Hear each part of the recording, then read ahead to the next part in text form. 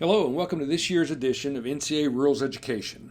This year we are changing the format up a little bit. We have recorded a PowerPoint for you to review with your coaches. As well, we will be sending this PowerPoint video to each student athlete so that they have the opportunity to review it and use it as a resource as questions come up throughout the year.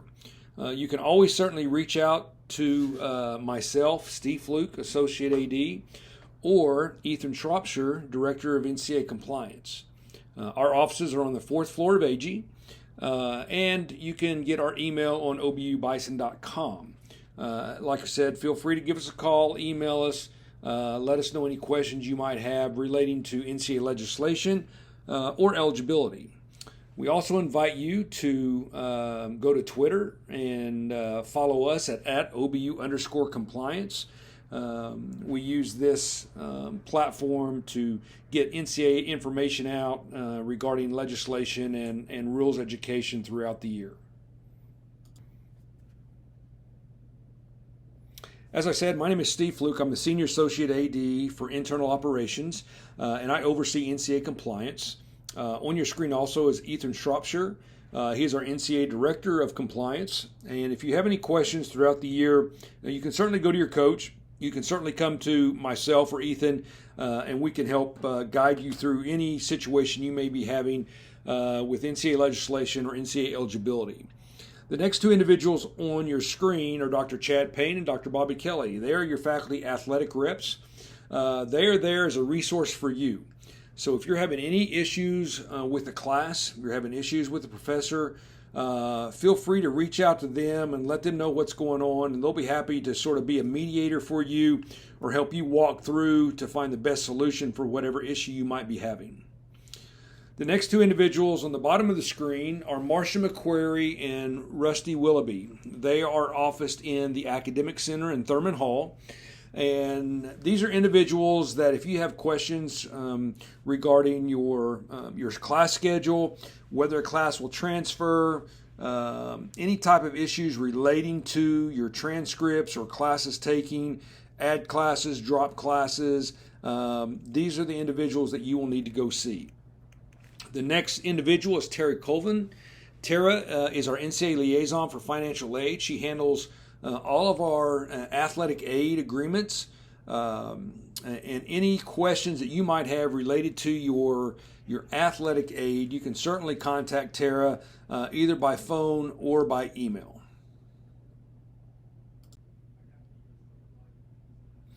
Each year I get asked quite a few questions, but the one question I get asked the most each year is, why do I have a hold on my account? In previous years, you might have seen an athletic hold on your account. We've changed that, and now it's gonna show an academic center hold on your account. So every student athlete has a hold on their account. You've done nothing wrong. What this does is it prevents student athletes from going online and dropping a class without us knowing it, and that student athlete falling below 12 hours and becoming ineligible. Okay, and that's certainly something we don't want to do. We don't want you competing if you're not a full-time student. Okay, so that is why there is an academic center hold on your account. If you need to add and drop classes throughout the year, what you'll need to do is go over to Thurman Hall, go to the Academic Center, and find Miss Willoughby or Miss McQuarrie to help you out with your schedule change. Okay? If it is time for you to register for the next term, the registrar's office will take the hold off so that everybody will be able to enroll during their enrollment window. And then once the enrollment window is closed, that hold will be put back on your account. So if you need to make any changes after the hold is put on your account, again, you'll either have to email or go by and see either Miss McQuarrie or Miss Willoughby in the Academic Center. The NCAA has numerous rules and regulations that are put in place to ensure that there's a level playing field among all NCAA Division II schools. Institutional control is a term that they use to ensure that monitoring processes are put in place to ensure that our student athletes, our coaches, and all of our employees are meeting and abiding to all NCAA legislation. Because of that institutional control, that means that it is each individual's responsibility to ensure that NCAA legislation is followed. Obviously, myself and Ethan, our main responsibility is to ensure that our coaches and our players and our staff understand and are abiding by the NCAA legislation. However, that institutional control, again, means that you also have that responsibility. Both our coaches and our players have the responsibility to ensure that the NCAA legislation is being followed. If you know or are aware of a situation where there could be a possible violation, or even if you don't know that it is, but something doesn't seem right, it is your responsibility to report it to the compliance office. You can do it anonymously. You can email us. You can call us. You can come by and visit with us. All of those conversations are strictly confidential. And anything brought to us will be investigated to see if maybe there is an NCAA violation is occurring, or maybe that there was a situation that you thought maybe wasn't right, but as we investigate it, we figure out that, yes, we are meeting NCAA legislation. So through investigations, if it is discovered that you have withheld information relating to an NCAA infraction, those consequences can then be placed on you as well as the individual that is making or violating the NCAA legislation. So very important that to know that it's your responsibility to ensure that NCAA legislation is being followed. If you're aware of an NCAA violation that is taking place, you need to make sure that you report it to the compliance office. And again, you never want to be in a situation where you're withholding information that might help in an investigation or that might be a hindrance in an investigation of a possible NCAA infraction. Hello, my name is Ethan Shropshire. I'm the Director of NCAA Compliance here at Oklahoma Baptist University. And I'm going to talk to you a little bit about name, image, and likeness. As you know, this is new to the collegiate athletic landscape, and it is constantly evolving.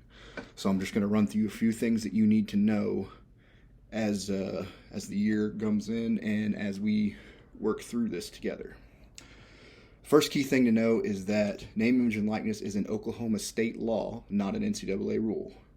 Each state has their own NIL rules, and it's determined on a case-by-case basis what you can do as far as agreements you can come to based on your individual state law, in this case, Oklahoma.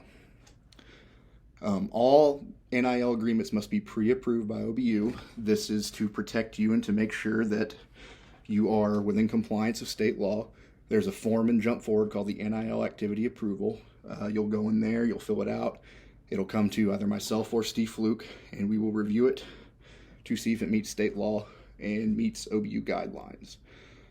As part of the Oklahoma state law, you cannot use any OBU institutional marks in anything that you post on social media or whatever as it relates to your individual NIL agreement. In addition, you cannot enter into a contract that conflicts with OBU's ideals. This would be things such as the consumption of alcohol, marijuana, gambling, adult content, etc. You also cannot enter into a contract that conflicts with any OBU contracts. There's a few listed here, and if you'd like to know more about those, you can talk to either myself or Steve Fluke directly. In addition, there must be quid pro quo. This means that you must be offering something and the company itself must be giving you something. This can either be an exchange of money for services or in-kind compensation for services. This would be product samples, t-shirts, stuff like that in exchange for your services. Another key thing I'd like to point out here is due to federal law, international students cannot enter into name, image, likeness agreement. This has to do with immigration law. As you can see, I've referenced a specific federal law here. And the other thing to know is certain agreements that you enter into could conflict with NCAA legislation. For example, here I have Louisville did not allow any of their student athletes to contract with Barstool Sports because they own a sports gambling company, which is explicitly forbidden by NCAA rules. Other examples that have come up with that are if you are partnering with a nutritional supplement companies, some of those substances that they sell could be on the NCAA banned substances list, and this may not be a company you want to contract with because of that. But this is also why you will consult with us and submit the contracts for pre-approval. We will also consult in a case like that with sports medicine. Now, separate and distinct from a name, image, and likeness agreement are extra benefits. These are still squarely within the purview of NCAA legislation and are still prohibited. These are mainly things that are provided to you as a condition of you being an athlete or from someone who is a representative of the institution. These could be coaches, boosters, professors, etc. A key thing to know here is that if it can be demonstrated that it is offered to the normal student body, then it is not considered an extra benefit. Some examples of things that would be considered an extra benefit are a student athlete using a local gym for free when others have to pay to use that same gym, an institutional staff member paying part of a balance of a student athlete on their account, or being out at dinner and someone recognizing you as a student athlete and then offer to pay for your meal. In that case, you will have to say thank you, but no, because this could affect your eligibility. Some other examples would be discounts and credits, loans or money, use of an auto bill or transportation. You have to be very careful with situations like this, and most of the time it's okay to say no thank you because you don't want to have to go through student athlete reinstatement with the NCAA, which can be a long and tedious process. Here are a few things that can have a negative effect on your eligibility. This is both your eligibility as a student athlete and your eligibility as a student at OBU on the whole. Extra benefits, as we talked about in the previous slide, academic fraud, a failed drug or alcohol test. This could be an institutional drug test or an NCAA drug test, violation of OBU policy, or social media. It's important to always be mindful how you present yourself as you are a representative of this campus. Student athletes always want to know, can I have a job while I'm playing my sport? The answer to that is yes. The NCAA does allow for NCAA Division II student athletes to be employed, either on campus or off campus. There are some criteria that you need to make sure that you meet in your job. One is you have to get paid for actual work performed. Okay, you can't get paid for watching grass grow. All right. You have to be paid a going rate. So if the going rate for working at Boomerang is $10 an hour, they couldn't pay you $20 an hour to work there. Okay, so it has to be a commensurate rate for other people doing the same type of job. Okay, the third thing is it has to be legitimate employment, sort of like we talked about. It can't be something that you're getting paid for and you're really not doing the job. So just sort of keep those three things in mind. If you do have a job, whether it's on campus or off campus, make sure you go to Jump Forward and fill out the employment form. This helps us track where you're at, if you're working, and what your rate of pay is.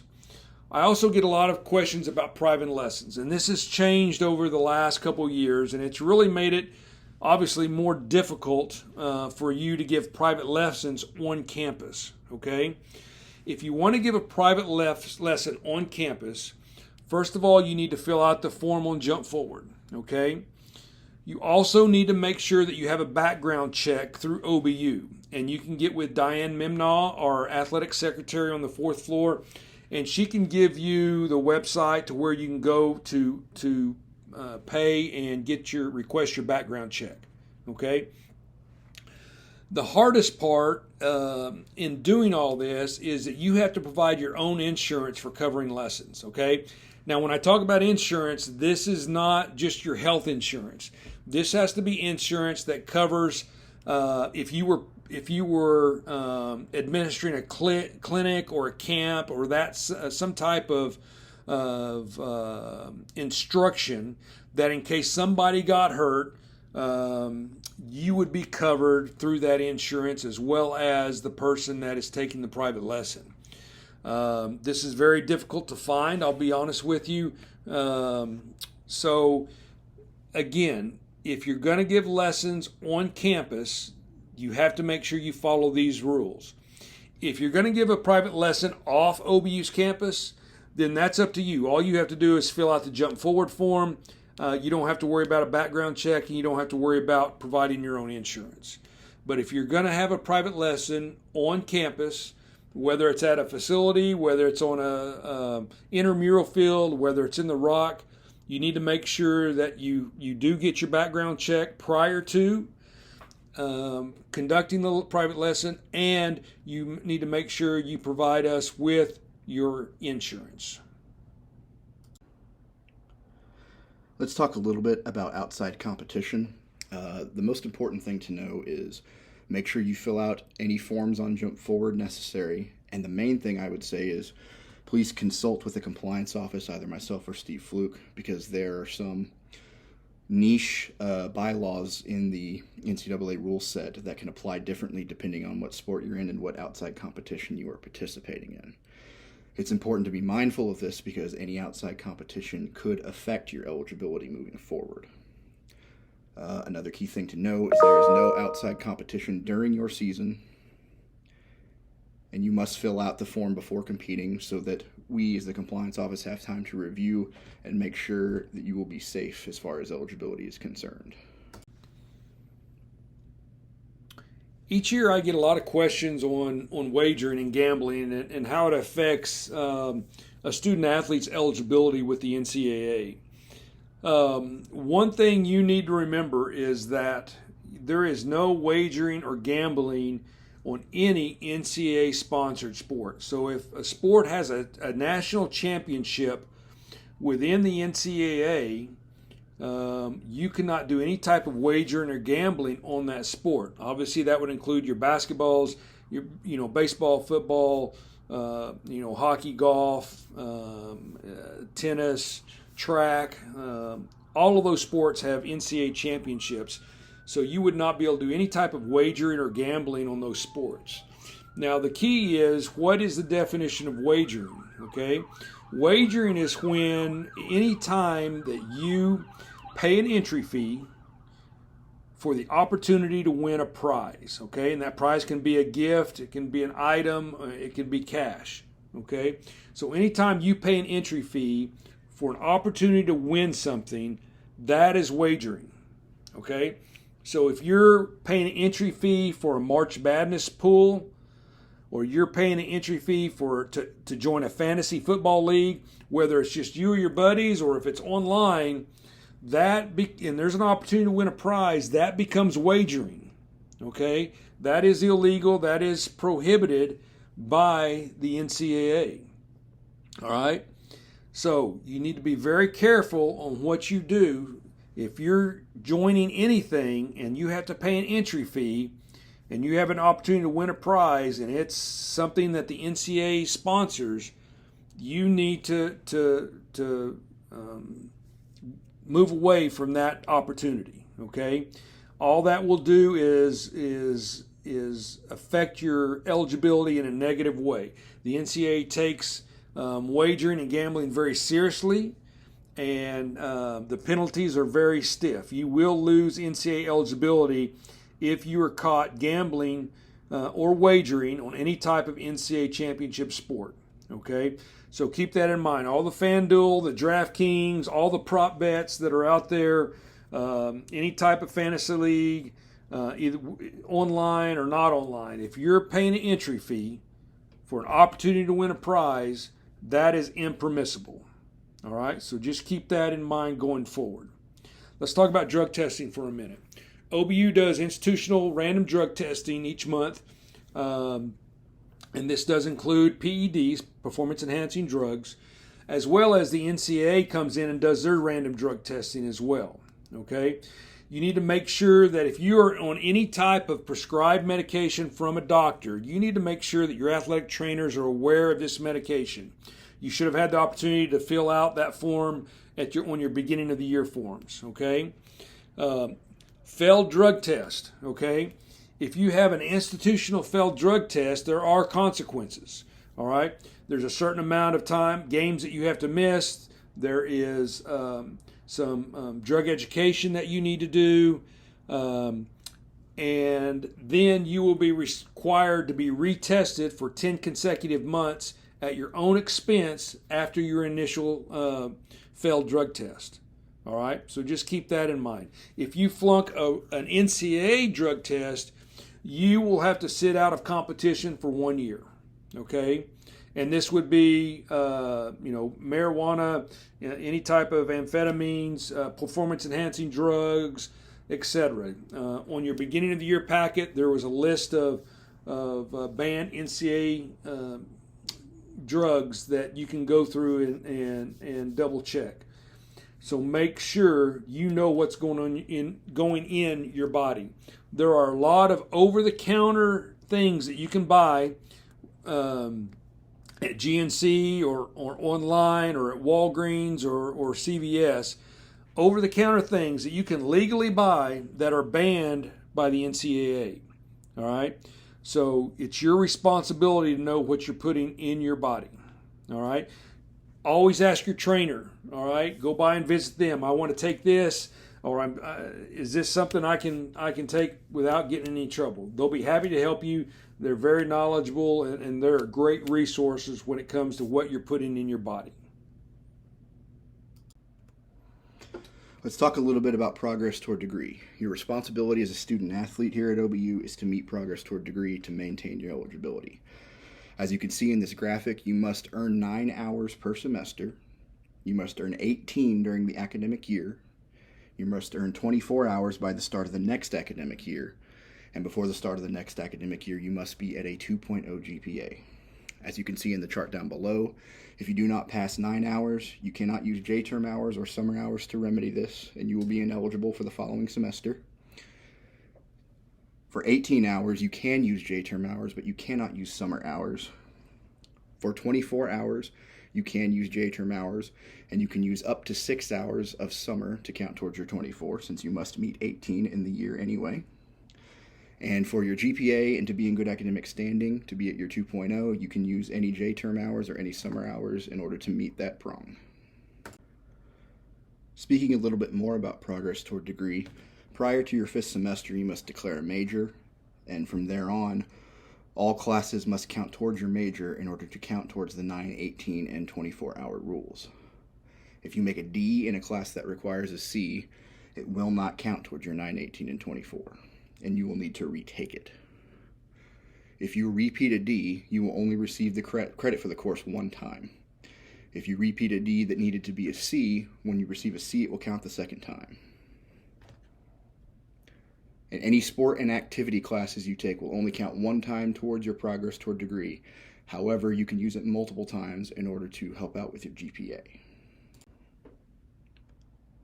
Here's a quick overview of what CARA is allowable. During your championship segment, you're allowed up to 20 hours per week, no more than 4 hours in a day, and must have 1 day off. During your non-championship segment, which is a 45 consecutive day segment, you're allowed 15 hours per week with 2 mandatory days off, and again, only 4 in a day. If you're outside your playing season, you're allowed 8 hours a week with 2 mandatory days off. A few more things regarding CARA. If you are in your non-championship segment, you cannot miss class for a game or travel unless you're a golf athlete. In addition, you cannot miss class time for practice at any time during the year unless it is part of your report time for a contest. Let's talk a little bit about voluntary activity. An activity is voluntary if it is not required for you to report back, if it is solely initiated by yourself as a student athlete, and you cannot be punished or rewarded for completing any voluntary activity. In addition, coaches cannot monitor any activity or it will become CARA. The exception is for track and field events, there is a safety exception where a coach can be present to monitor to make sure you are being safe. An example, a softball player goes to Coach Maples and asks for help, but Coach Maples cannot monitor or it would be counted as CARA. However, if 2 players individually go without a coach, that is voluntary and that is permissible. Again, this has been Ethan Shropshire and Steve Fluke. We are your compliance office. Our emails are on the screen if you wish to contact us for any reason. And don't hesitate to contact us. There's no question that's too out there or anything like that. We're here to answer your questions. We're here to serve you.